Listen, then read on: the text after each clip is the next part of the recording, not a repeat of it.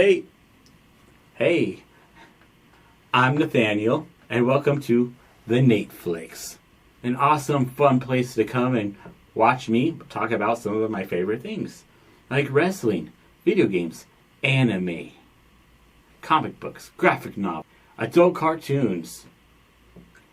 Let me specify, when I say adult cartoons, I mean Rick and Morty, South Park, Family Guy, Bob's Burgers, American Dad, and the list goes on and on. I have to clarify, because last time I told somebody that I was into adult cartoons, I got invited to a party where the theme was adult cartoons from Japan.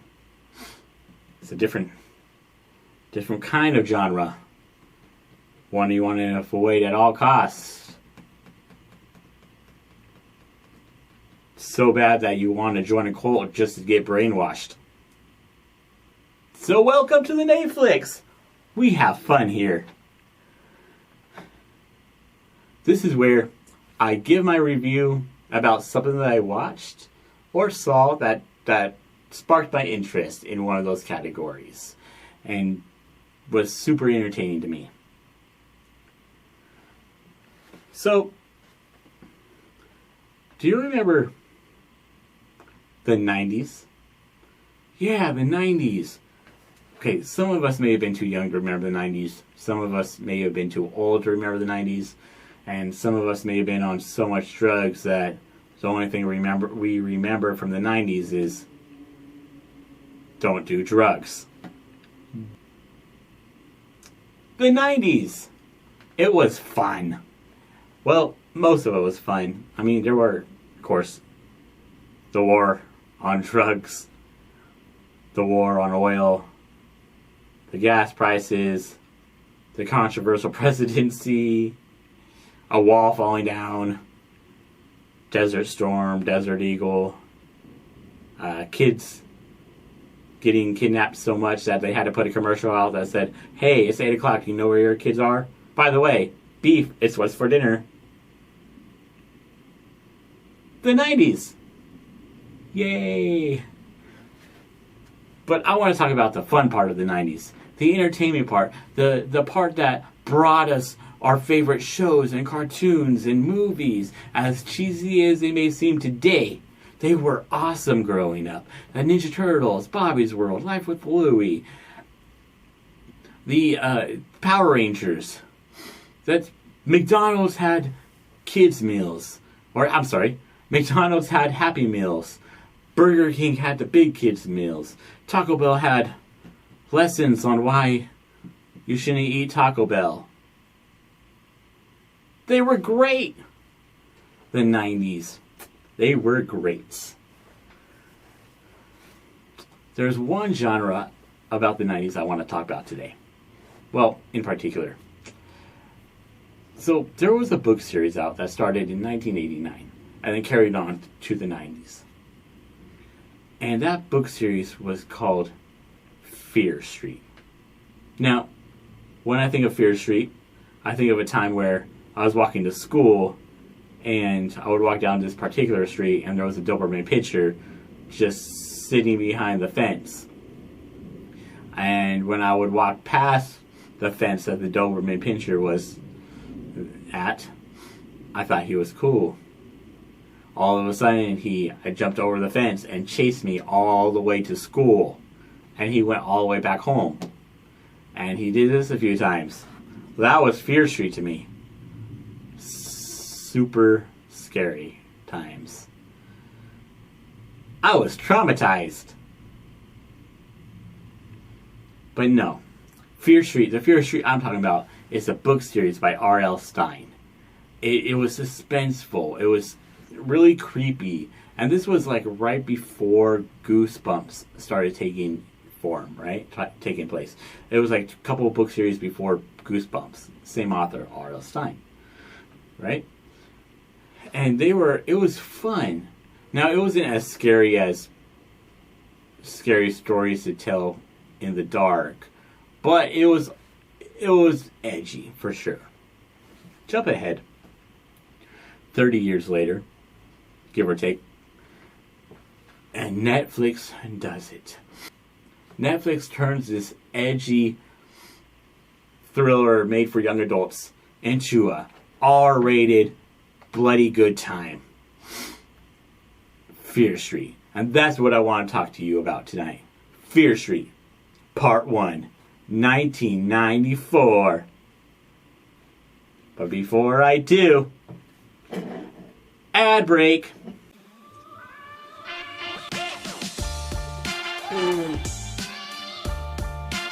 The 90s was truly a good time.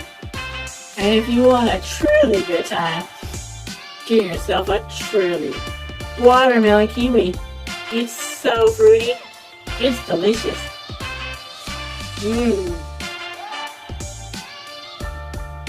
For a bubbly good time, get a truly.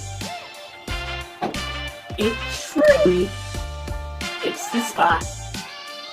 Get one today at your local store and liquor store. Back to the show. The 90s. Fear Street, Part 1, 1994. That's right, 1994. Now, when I say 1994, they say 1994. And they stick true to the title for sure.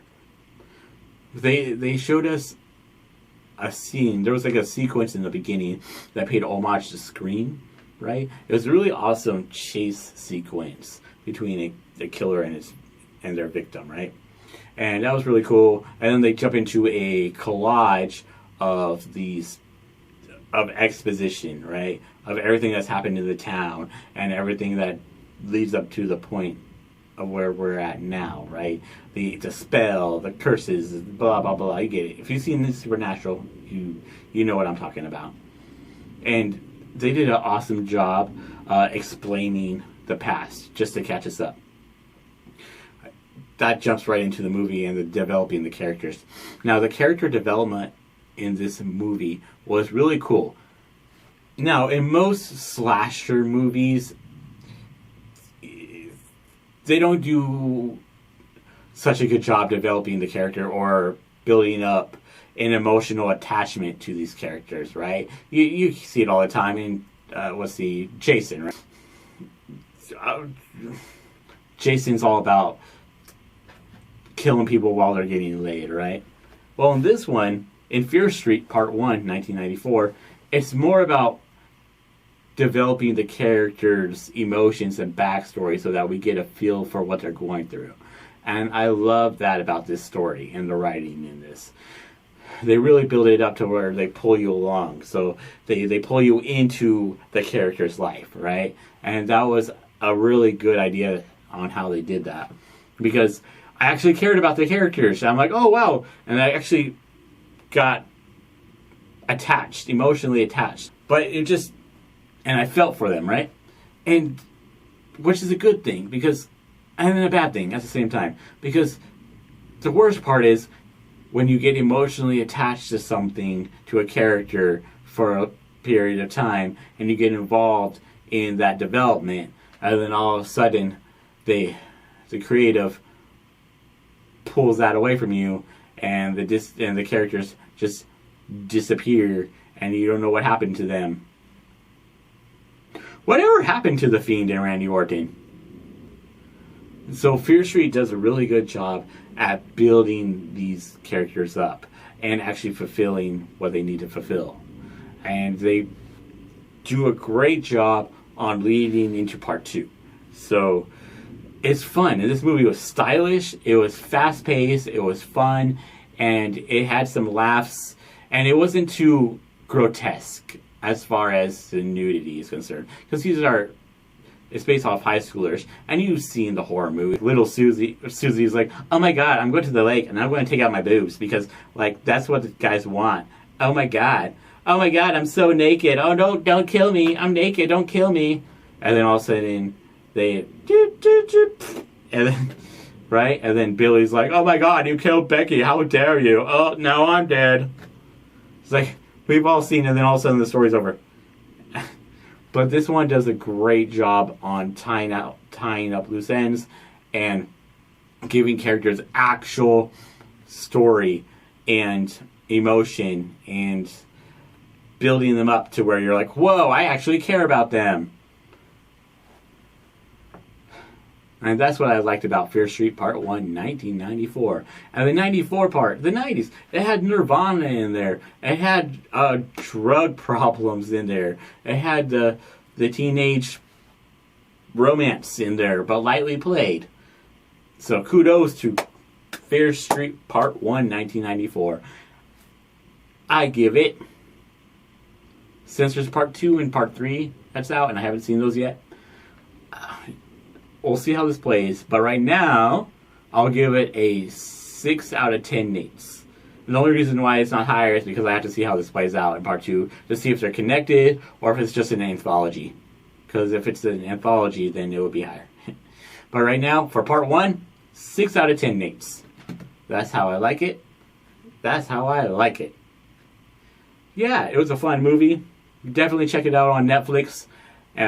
Fear Street Part 1, 1994. If you like the stylish, bloody, scream meets, let's say, then that's how this pretty much plays out, like Supernatural, except bloodier. But yeah, I had a fun old time watching it. Fear Street Part 1, 1994. Go watch it on Netflix. And if you don't have Netflix, then what are you doing with your life? Get Netflix, obviously. Well, I'm Nathaniel. This has been the NAte Flix. As always, like, share, subscribe, and peace. I'm out.